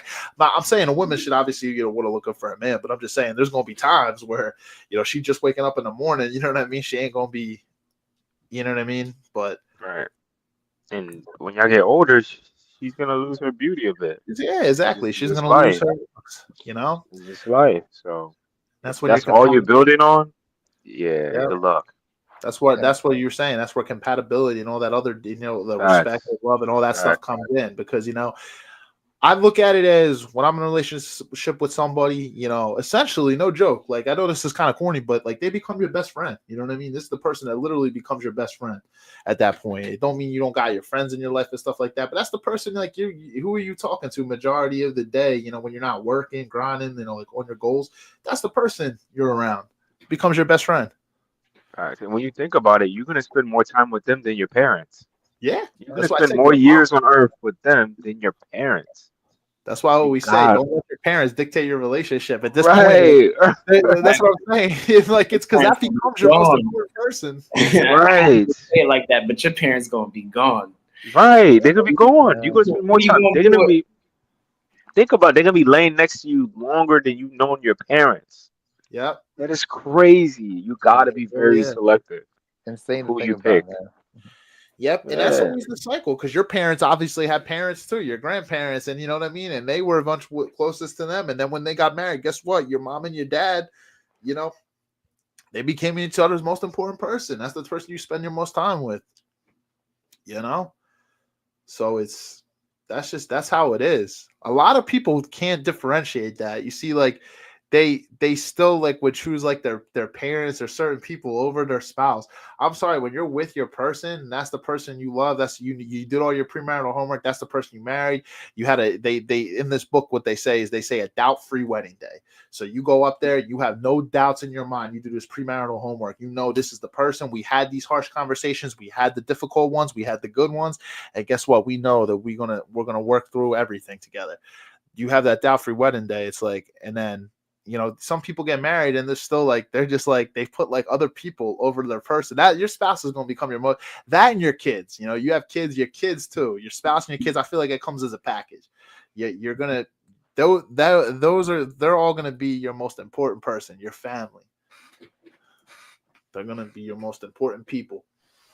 And if you vet it correctly, and she's your person or he's your person, they become your family. They're your new family. Exactly. So you Exactly. gotta love them just like family. So Exactly. Some people ideally, don't. you could save everybody, your wife and your mom. But honestly, like Steve was saying, the wife, right? Yep. Because she's your new family. You're gonna spend more time with her than you did with your mother. Yeah, and she's going to carry your kids too. Yep. She's That's the mother huge. of my children. Yep. Just the mother of my children. It's like that's the person like, hey. My mom would like. I can't even imagine. I love my mom because my mom keeps it real. Like my mom, if I like was like, you know, my mom would be like, "What the hell you doing? Be there for your wife." You know what I mean? My mom would feel like, you know what I mean? Like you spending more time with your mom than you are your wife. That's crazy. But you see people do that all the time. They be running home for everything. You know what I mean? Like they essentially like it's good to have a loving relationship with your parents, but there's a difference. I'll say this for men, being a mama's boy versus like, you know, loving your mother. There's a difference. You know what I mean? There's dudes that be running home. I've seen this happen too. They'd be married, still just running home every little thing. Like, you know what I mean? And sometimes parents, like, I've seen this with some moms too. Like, they get jealous. Like, it's almost like in a weird way, right? Like, oh, you're taking my baby boy away. You taking my son away. Like, and I've literally seen it almost like destroy marriages. It's crazy. Especially the baby in the family, bro. If it's a baby, if that girl is a baby or that boy is a was the baby in the Mom family, or the dad with the daughter. Yeah. have the little baby names for them and stuff. They always keep that. They hold on to it, bro, for Yep. dear life, man. It's crazy. Yeah, man. But that shit can turn toxic though, man. They Very run quickly. back to their parents or whatnot. I can't imagine how the relationship's gonna last moving Right. forward, man. I can only imagine the toxicity that's gonna be in there, man. Because you always know that person's gonna be in that person's ear, man. Right. I would You not only wonder respect what's my being told. woman. I would not expect my woman to respect me as a man if I'm running home to my parents for everything else. Like, come on, like, yeah, like I mean, like realistically, I'm just saying, like, I mean, I couldn't even expect my woman to respect me as a man. I'm running home to my mom and dad for every single little thing. You know what I mean? It's when you get married, you're taking another step, and that's the thing. Me and Rob are talking about this. I think a lot of people don't take marriage seriously nowadays. It's the problem. They really don't. And that's a vetting thing to look out for. Yeah. How they interact with their parents. Like, Yep. is that woman's mom gonna kind of control your relationship? Is that woman's dad gonna butt in your relationship? That's something you gotta look out for because Yep. just know it's gonna cause problems. So I definitely understand. Like even me myself personally, like my own mother, she can be. I feel like sometimes I feel like she can be like trying to intermediate with the woman I would bring. Like oh I love my son is that. So sometimes I gotta put the boundary with my mom. Like no mom, like you gotta step back in some ways. Like I love my mom to death. Like I'll do anything for her. But sometimes you gotta place that boundaries on your own parents. Yeah, to be a little bit overprotective sometimes. You know what I Yeah, mean? dude, I know firsthand, man. Dude, Albanian Yep. parents for me, man, they can be very, very overprotective, very, very overcritical. I know George probably experiences that as well, man. And sometimes I've had to check my own parents uh at times. And I love my parents to death too, man. I would do anything for them. They've done, so much for me and whatnot. But as a man, when you get into your 30s or whatnot, there's just certain boundaries that you have to lay. Like, you can't get in my way. You have to allow me to experience it. Otherwise, I'm not going to be able to see it in life if you're constantly always holding my hand. Yep. 100%. It's good that you're self-aware of that, man. It's just there's a lot of people that aren't. You know what I mean? It's but nah, it's 100%. It's like your parents, like they're, at a certain point you evolve. You know what I mean? You grow and you evolve, and it's like your parents just have to respect that. But yeah, it's and like Rob was saying there, it's something you definitely vet. And it doesn't mean it's not something that y'all can fix or get past, but these are the conversations you have before you get married. So if you see this behavior happening, hey, this might not be a conversation that goes smooth at first, but hey, can we let's sit down, with your parents or it's up to the person to kind of check their parents. Like if your girl is like parents are like that overbearing, she has to check them. And honestly, if she wants to hey, why don't we all sit down and have a conversation? It might not go smooth at first, but these are these are tough conversations, right? These are the hard conversations you have to have because a lot of people just would rather sweep stuff under the rug than have these conversations and just go and get married. It's like, well, then you get married and now, hey, you saw this already. You didn't want to have those tough conversations, and now look where you're at. Mm-hmm. Right. Like imagine this quick scenario, like you with your wife, your new wife, and then you're like, all right, you got a new opportunity in San Diego. You tell your wife, hey, we gotta move to San Diego. I got this new opportunity. It's gonna make us some money. And then the wife is just like, oh, my mother want me to stay in Philadelphia. Right. And the mother really want her to stay in Philadelphia. Right. Now look at the issue that's gonna happen. Exactly. And that's the thing, it's, so that's the thing. If you're willing to, yeah, you have to 100% be to understand that. You know what I mean? You have to understand the person that you're going to be with or who you're dealing with. Some people might be fine with just staying where they're at, but if you're somebody who knows you might want to travel for work or do something, hey, you're not going to vibe with that person if they're just going to want to stay there because my family's here. You know what I mean? There's some people that will be cool with that. Hey, I'll just, I'm fine with staying in this area too because my family's all here. But some people might not want to. So that's why these conversations are essential. They're essential. Again, compatibility, respect, a lot of different things go into it. It's not just all attraction. Attraction is important, but it goes a lot deeper. And to be honest, the woman is supposed to move to San Diego with you. Yeah. Yeah, You're her new family. if she loves you, man, yeah, Yep. she will She's move your with wife. you. Yeah, Yep. if she's your wife, she should be moving to San Diego with you. Mhm. No ifs, ands, or buts. Like you're her new family now. She's So gonna follow your plan. right. So, but if not, you got a problem on your hands. Should have vet better. Yo, Rich, I said you got a dip, brother. Yeah, man. I appreciate y'all. There's so much wisdom in this podcast episode, man. So much wisdom. Even Kandyce, I'm so glad she came on.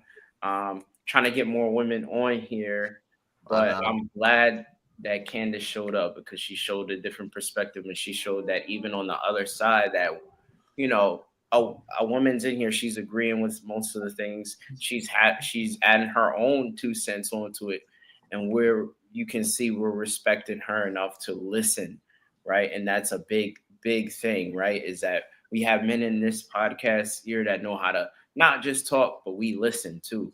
And Yep. that's the beauty of it, right? And Yep. Kandyce respects us enough to listen, right? And so that's essential, element of a podcast, man. So I'm just glad to be on a podcast that, everyone's respectful, everyone's attentive, everyone has something of value to bring. So yeah, I appreciate talking to everybody tonight.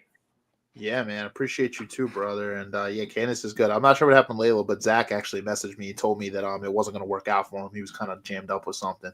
But yo, that's the thing. I love that we can now have respectful conversations on here. I try not to have people on here who are not like that are disrespectful, you know what I mean? That aren't gonna give other people the floor, you know what I mean? I try to only have people that are gonna come on here, provide solid knowledge. You guys all provided good stuff tonight. You know what I mean? Every single time you guys come on.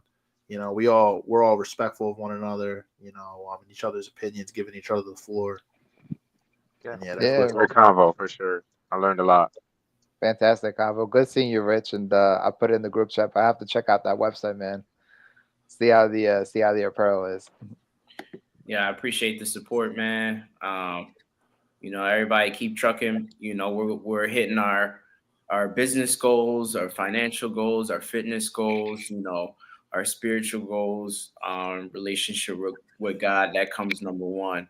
I believe everyone in here is Bible believing or believes in a God or believes in Jesus Christ. But man, I'm glad, bro, that we can get together and just talk about things in that facet and what that means. And I wish I would have dropped more scripture, man. But guess what, man? I do got some scripture, right? And it's on the back of me. I don't know if I'll turn around enough. Hebrews 12:12 says, therefore strengthen your feeble arms and weak knees. Got you. There you go, man. So I just want to advise everybody to do that in every area of their life, that they don't feel that their arms or their knees are strengthened. I'm working on myself. I just got back in the gym. So listen, let's get in the gym. Let's do it together. Wherever you think that you are, wherever you think you need to be, get there. And y'all have a blessed night. Appreciate y'all for having me on. Yes, Yeah, sir. good. Appreciate you, brother. We're at our Good night. prime. Boys. Good We're night, leveling brother. up. We're in our prime. Peace out. Yeah, we're all just leveling up. I mean, hey, we're in our prime here. I'll probably wrap up in like 10 minutes myself. I don't want to hold y'all too late. I already see it's like 10:45. It has a little but yeah, man, we're in this level that's why I said that I'm just like I feel like I'm more aware. I'm very intentional about my life right now because I like more than I've ever been at this age. You know what I mean? I really know what I want. I'm really starting to understand really what I want out of life. And when I was younger, it's just I was very misguided. Like a lot of people in like their early 20s or 20s, are. You know what I mean? It's just like you don't really know. You think you know what you want, but then you don't really know. Right. I agree, man. Like, I love being in my 30s now, man. I feel wiser. I feel great physically, money. Like Steve said, I understand what I want. Like, I understand my purpose. I understand my direction. Obviously, we're not all at our destinations yet, but I know what direction I'm going. Steve knows what direction he's going. Marius knows what the direction we're going. I think it's great. Like I said, as men, as you get older, if you put in the work, it only gets better. So, Yep. yeah, I'm excited to see what's to come, for sure. Yeah, I'm excited as well, but I will say this: I am a bit nervous because I just never know what the future is going to hold. That's just the one thing about life. I mean, in this crazy ass world that we live in or whatnot, I mean, you could be taking your last breath tonight and not even know it or whatnot. And that's just the crazy part. And that's just sometimes I always keep that in the back of my mind. I'm like, that's what always makes me nervous. Like, I don't know what the future is going to hold for me. What I'll say to that though is, brother, not to get too scripture on you, but to be honest, you can only control the things you can control, right? and then you just leave the rest to God, brother. Just leave the rest to God. You know. I mean, I could be sitting in my chair right now in my home, like doing this podcast, and a freaking meteor could come crashing through the roof right now. You know what I mean? I mean, at the end of the day, bro, I could drop dead tomorrow, man. You know what I mean? But all we can do is control what's inside of our control, and then just leave the rest to Him up above. And hey, you know, they always say to act in God's image and likeness, do the things and act through His divine will. Whatever your calling is in life, act that way. Positive habits. Like you said, God can guide you, but you have to put the work in. That's where self-discipline comes in. You have to build solid habits. And it's like Rob said, as long as you put in that work, it's just going to get better for us. You know, That's how it goes. And Marius, in some ways, you do control your future. You control your future by what you do today. So in some ways, you do control it. Obviously, some part you can't control. It's going to be some stuff that happen. But in some ways, you can control your future by your actions today. So yeah, gratitude goes a long way too. There's some mornings where I really don't. I'm like, damn, I don't want to get up or work this morning and stuff. But you know what? Then sometimes I had to think like, hey, I have a job. Hey, you know what? I can work from home. This is beautiful. Like some people don't got this, man. Like this is what I went to school for, to have this. You know, there's people out there like, you know, like having to break themselves off physically every day. You know, I just have to be grateful, man. I'm making money. You know what I mean? I can intentionally like, hey, I don't want to work out today. Instead, you change the mindset. I got arms and legs that work. I can get a good lift in, and I can go out. I can get a run in. There's people that can't even do that. Like gratitude just for like the little things. I can get up and I can move my body, and I can be in control today. It's like just the little things. That's a massive blessing. Yeah, being able to wake up in the morning and just being able to do the simple things. Yeah. Yeah, there's a lot of people that sometimes or like, oh, some people complain, I got my crappy car. There's people that are like, I seen this one thing one time. It was like, damn, I hate my car. I wish I had that Lamborghini. And then it's like the next person's like riding the bus. Damn, I wish I had a car. And then the person that's riding the bus, there's a guy riding a bike. It says, I wish I could afford the bus. And then the person that's riding the bike, the person's like, damn, I hate ride. Like, and the person that's riding the bike, there's a person that's walking. I wish I could afford a bike. And then it came down to the final part. There was a person in a wheelchair, and they were looking at the person that was walking to work, and it says, I wish my leg worked, that I could walk.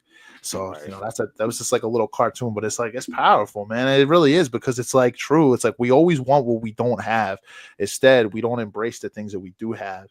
And, I feel like the more negative you are, like trying to look at other things that you don't have, it stagnates you in life, because you get so focused on festering on those things that when you're actually grateful, it actually allows you to be more productive and work towards the thing you want, instead of just saying so stagnant and angry, like, damn, I don't have that. Like, it's like, you know, sitting there complaining and just, you know, not being grateful. It doesn't help anybody. Right. It doesn't help. And like you were saying, Steve, man, just having that gratitude for what you have. Like, there's nothing wrong with wanting more for yourself. But while you're working for more, you're enjoying what you have now. Yep. I know Kobe even said, he said, it's not the destination, it's the journey. You know, like when you get there, you get to the top of the mountain, you enjoy it for an hour, a day, a week, then you just like, what's the next mountain? You know? So it's just like, it's the journey that's life. To be honest, most of life is just the journey. It's not the destination. So you got to make sure you're enjoying that journey to get to where you want to go. Exactly. Goggins said that one time too, David Goggins. It was like when he said he was like 300 pounds and he was looking on TV, the thing that motivated him to become a Navy SEAL. He's like, I seen those dudes in their dress whites. And he's like, man, he's like, if I could just put myself mentally there for a second, he's like, and see how that feels. And he's just like, man, that's an amazing feel. And he's like, if I could be there, that would just change my life. And he's like, that's all the mindset I needed to do it. He's like, but you don't even recognize when you get there, you're on that stage for like 30 seconds and you're done. 20 seconds. It's your thing. So it's the journey along the way. It feels good for a whole minute, like a whole minute. Like, man, I feel great. Okay, what's my next challenge? It's like, it's true though. Like it's the journey, and we get so caught up in the final result and all this. But yeah, no, gratitude is important for us to understand. And I'm gonna be honest, sometimes you really have to look back and understand that we may not be happy in a certain area we're at. And if we look back and we look at ourselves 5 years ago, this was the season we've been praying for. We wish that we were in this position 5 years ago. So, Right. and I can say for you brothers, I can tell you both are elevating, and I'm proud of you brothers. Like, to be honest, like that's the whole goal, man. We're trying to elevate, just continue to grow. Let's not decline. God forbid, let's not stay stagnant. As long as we're making progress, and it's every day. It's just being a little bit better the next day, every single day.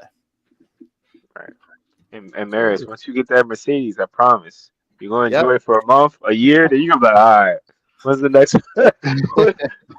When's the new Mercedes coming out? You gonna get used to it. You gonna be like, all right. The girls gonna be like, oh my god. You gonna be like, yeah, it's just a Mercedes. It's nothing. It's nothing. Hey man, listen. I currently love my V6 Honda Accord, man. Even though it's an 04, she's That's my baby. I gratitude. fucking love her, man. Gratitude, man. I fucking love her. She's currently in the shop right now. They're working on fixing the AC issue. I just got the steering wheel pump fixed today. The car had been making like a weird noise in the morning. But man, I gotta tell you, bro, it's just such a blessing having a reliable vehicle that can get you from point A to point B. You know that, and it's a paid off car, and I don't have to worry about making car note payments or anything like that. Because I know some people are up to dead in the ass with their vehicles and shit. Some people are going, yeah, man. I'm hearing people are going bankrupt over these car payments, man. Some car payments are over $1,500. I'm like, bro, that's a fucking mortgage, and y'all paying that on a damn car payment? Like, what the hell? I'm like, Jesus. Dude, they did the one YouTube video, man. There was like I forgot which vehicle it was, man. Dude, the car note was $2,800 a month. I'm like, what the hell? And they asked the person, I'm like, well, how did they get proof of that? Oh, well, the person came in and decided not to put anything down. They just wanted to put it all on credit. I'm like, oh, yeah, that's smart. But even if you do not put anything down, man, I'll be honest. I only put a few $1,000s down for my car, man. You like what type of car are you driving here? Like, I mean, like, what does your credit score look like? Because I mean, like 28, I didn't even want to pay anything over 300 like a month, or 350 a month. I'm like, these people are just Here's the thing. Here's the thing. I feel like some people be like, well, I can afford $2,800 a month. Okay, but at the same time, if you have that type of money, you might as well just buy something outright. I mean, that's crazy. $2,800 a month, that's a lot, a month, man.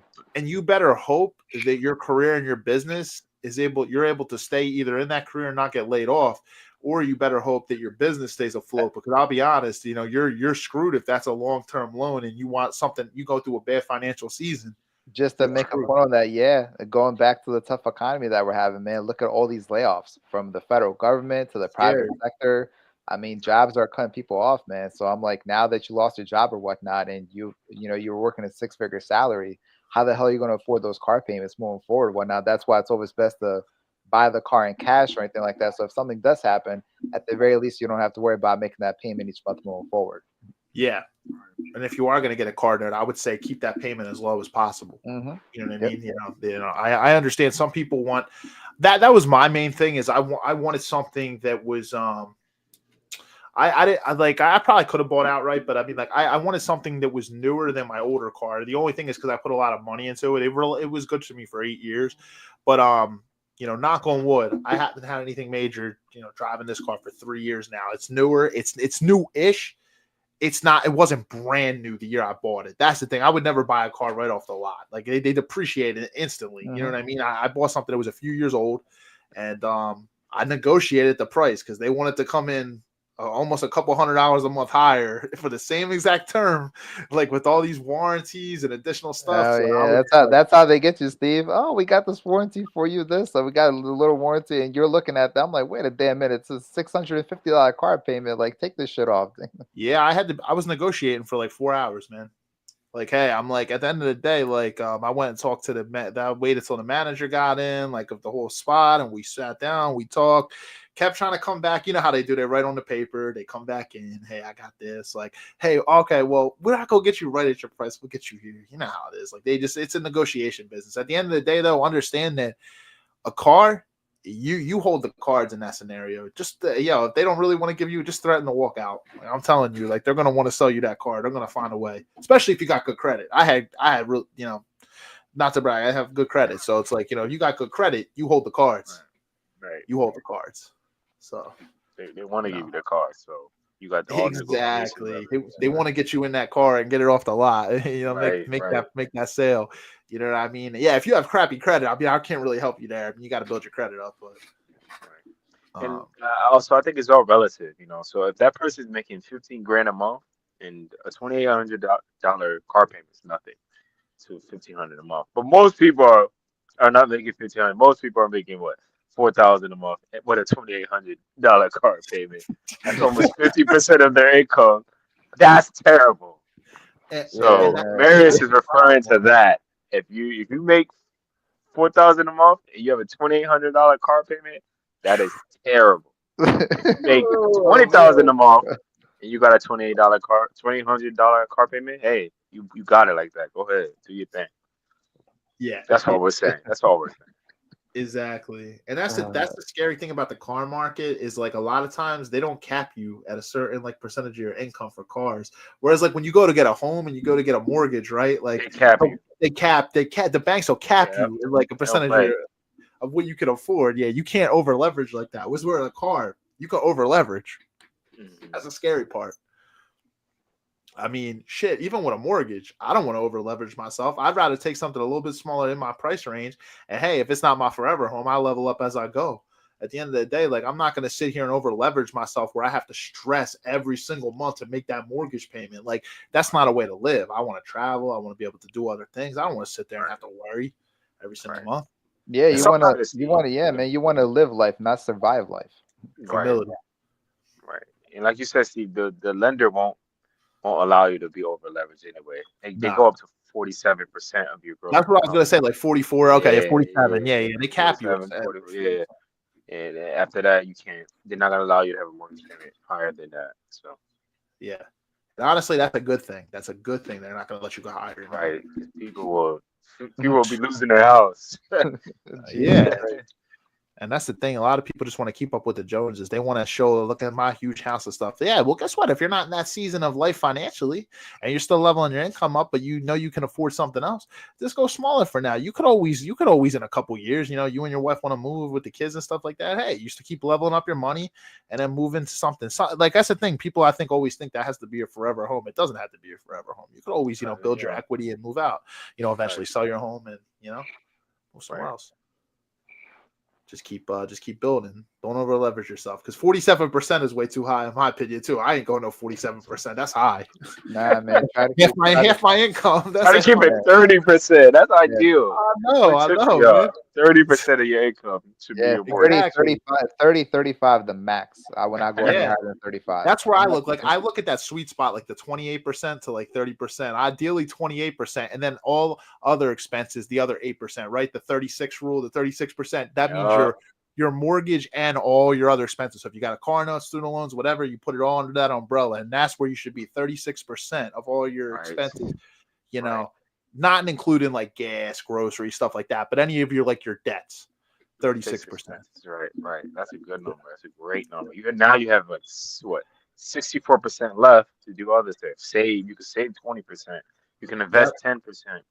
Rainy day, like if something happens, you need some money. You have some money left over. Your mortgage is not eating your whole check every month.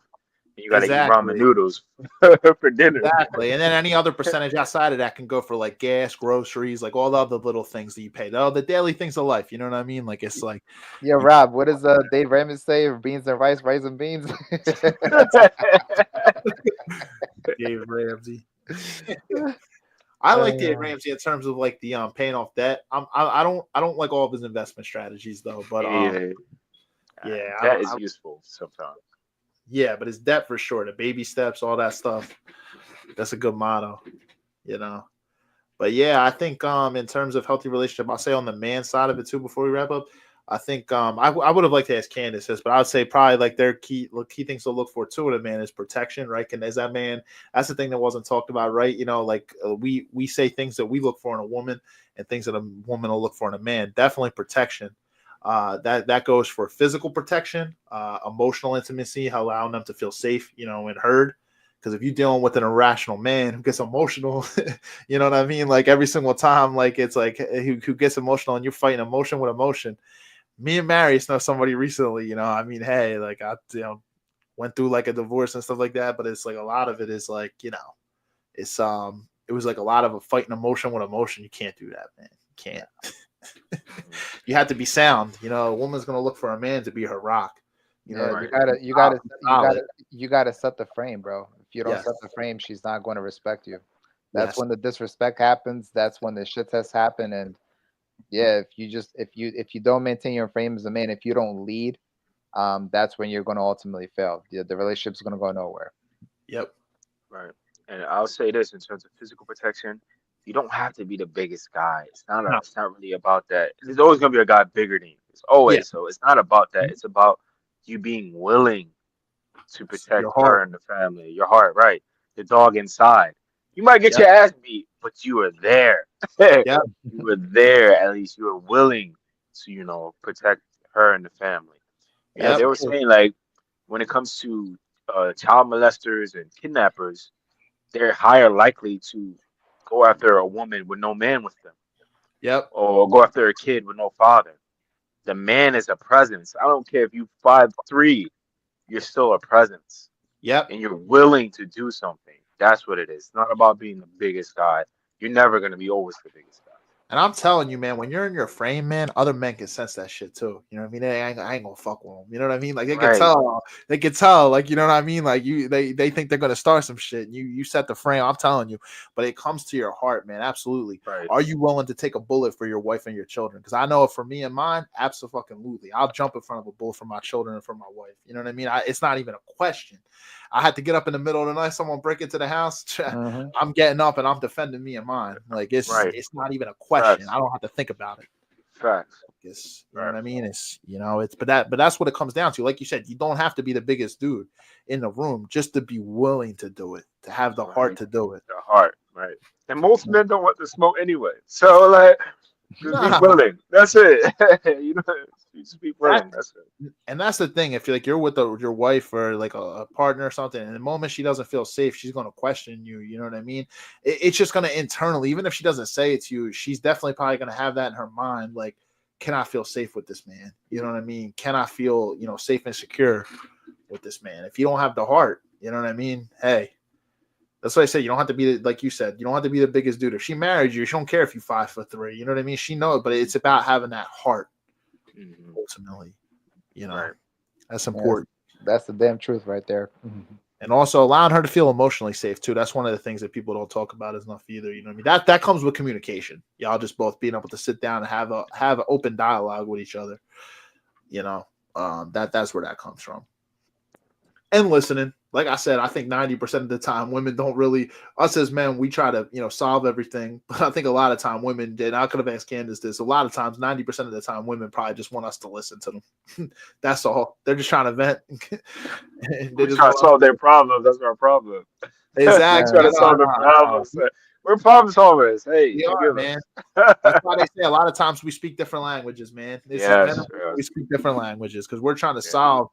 If my boys come to me with something, I'm gonna do the same thing. I'm gonna try to hey, let's see how we can troubleshoot this. Let's see how we can hey, well, how can we get to a solution here? Whereas it's we try to do this sometimes for our women, and they're just they just fuck it. They just want you to listen.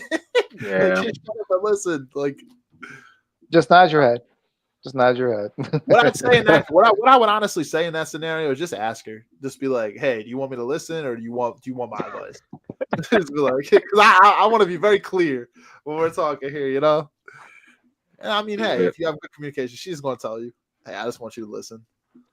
And back on that communication point, I think one issue we have nowadays is we men expect women to think like us, and women expect men to think like them. I think that's where I had a lot of breaks in communication. Yeah. With my past relationship, it's just I too. expect her to kind of think like a man a little bit, just a little bit. I know she's a woman, but think like a man a little bit. And she expect me to act like a woman, to be a little bit more softer and nicer, and emotional. It's just I'm not a woman. Right. And for her, it's I expect her, to do this, do that, and hit the marker. But I gotta remember she's not a man. I gotta give some grace, So yep. This book I'm actually reading kind of talks about that. It's called The Moment the Man the Moment Demands. It's about the comprehensive man. It talks about a lot of times, like us being not essentially soft, but like, you know, being more emotionally available. Because a lot of times, you know, us as men, a lot of times we're not emotionally available at all. But there's a balance, right? There's absolutely a balance, because there's also a such thing as being too emotional. Too emotional. 100%. There's a definitely a thing of being too emotional. Your woman also, you also have to keep your frame too, which is very important, because if you get too emotional, like I said, I knew someone went through a divorce. He arguing, fighting, like yelling back, like, and then he's like, yeah, yelling and shout. I was like, bro, like, what are we doing here? Like, it's like at the end of the day, it's like, no wonder, like, she wanted to, like, you know, she didn't feel safe anymore. She's like, damn, like, I can get him off his center by doing this. It's like, you know, and if that continues, that behavior, she's not going to feel safe with you at all. She's going to know she can get you out of your frame, and she'll be like, if I can get him out of his frame, what other stressors in life can get this man out of his frame? You know, we got to be a rock. We got to be immovable. Women, they're so intuitive, man. They're so smart and intuitive, man. It's crazy to me. They are, man. They are. I always say that women got better intuition than men. I'll say that. Oh, they're so intuitive. They're so Right off good the at it. They can just smell certain things about somebody by just how the way they talk, they act. It's just crazy. Yeah, it's great. They see it coming from like 10 miles away, bro. Yeah, they're so intuitive. I know. We're not that intuitive at all. I was like, I can't even admit. Like, there's sometimes it's like, oh yeah, that makes sense. You know what I mean? Like, we're like, that's why I say we speak different languages sometimes. Yes, yeah. How it is. Like, I've been telling my boy, like, yo, she like you. Like, you don't see her body language? You like, huh? But women will pick up on that real quick. Like, they'll pick up like so easily. Exactly. Guys, we just be like, huh? Also, I mean, like, it's like, you know, certain men ain't got social cues either. You know what I mean? I know we know some. Ain't got no social cues either. I'm gonna keep my mouth shut on that one. But we gonna be here all night with that one, bro. I'm like, it's like, damn, yo. It's like, yo, you can't tell when a woman's like, you know, she's like, you're sitting there just keep talking and talking. It's like she ain't feeling you. Like, it's crazy. No social cues. I know. But it's wild. But yo, this was a fun episode tonight, fellas. I'm glad that Kandyce was able to pop on. Yeah, man, this was good. This was a good episode. I'm gonna try. I'll probably try to do another after hours in the not so distant future, maybe in a month, and try to get a better panel for that one, because I know I would like to get more women on here, ultimately. But what I'll do is I'll reach out like a few weeks in advance so I can really get that one set up and we can have an intuitive one. I know at one point I think we had 3 or 4 women on at once with us, and that was a good one. It's always a good time, like chopping it up with the boys. I'm glad Kandyce was able to come on, but yeah, man, I'll try to get a better panel in the not so distant, so we can run it back. Yeah, let me know. I can invite some ladies I know. Cool. Just give me a heads up. Yeah, I'll man. invite some ladies I know. Sounds good. I'm already looking forward to the next one, man. Damn. Let's go. Let's go, man. Yeah, gents. If you don't have anything else, man, I guess we can wrap it up here. I just want to say it's a pleasure doing these episodes with you guys. I know it's been a little minute since both of you were on here, so I'm glad for you guys to come back.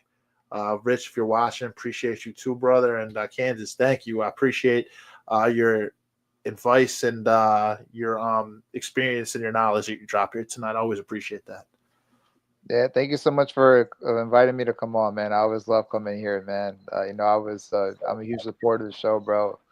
And let's just continue to make this podcast the best one out there, man. Let's go.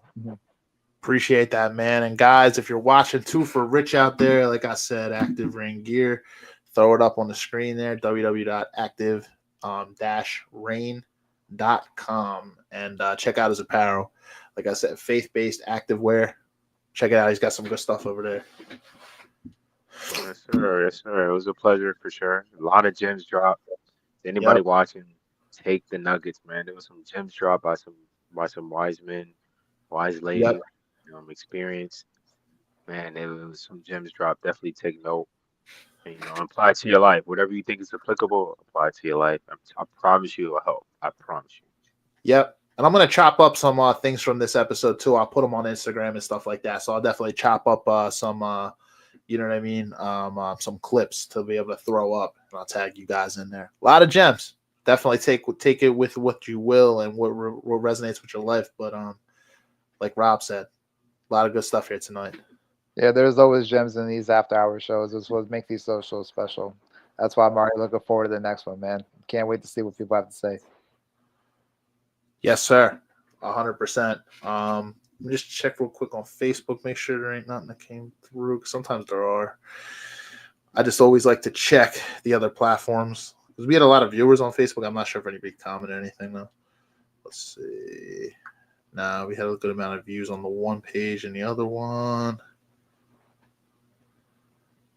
Yeah, a lot of views on that one too. No Let me ask you a question real quick. When somebody comments, like, do the comments from Facebook show up on the stream, or do the comments from YouTube show up on the stream? YouTube. So when you see Bryce here, see Bryce's thing, it has the YouTube logo. Yeah, YouTube shows up here, which is more important to me. I mean, nothing against Facebook, but I'd rather my YouTube comments show up because we get a lot of activity on YouTube. Facebook, it's not even it's like Meta, whatever. Like when they switch to Meta and all that, they're like, it's not even the StreamYard. It's just something with Meta. They're very strict. I used to be able to see who was watching the episodes too. Now it's privacy restrictions. You can't even see who's viewing your podcast. Like with the analytics, it's weird now. Like they're just super strict. Kind of makes me honestly want to switch over to Instagram. I'm not gonna lie, just because Facebook is really starting to get real strict. But I'm working with what I got right now. I see. Okay. But yeah, good question. But yo, brothers, just want to say I appreciate y'all. I'll definitely keep in touch. Thank you, boys. Yeah, I'll keep you guys posted for the next after hours. But we'll definitely be in touch.